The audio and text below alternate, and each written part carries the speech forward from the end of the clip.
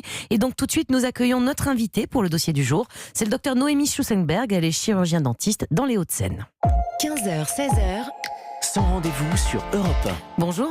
Bonjour Noémie.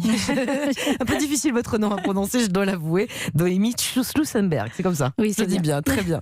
Alors avec vous aujourd'hui, on parle des caries.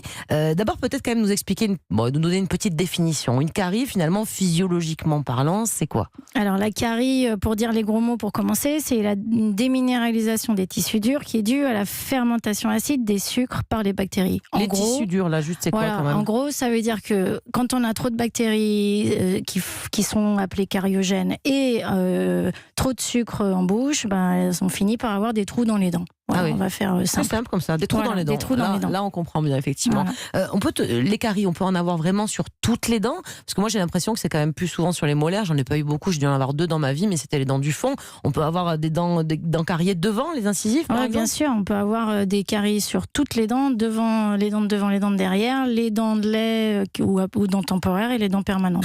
Ah oui, vraiment sur les incisives, bien sûr. On peut avoir un trou devant, là. Bien sûr, moi, on peut avoir... J'en ai jamais vu, mais vous voyez beaucoup de choses, j'imagine, dans votre cabinet ? Oui.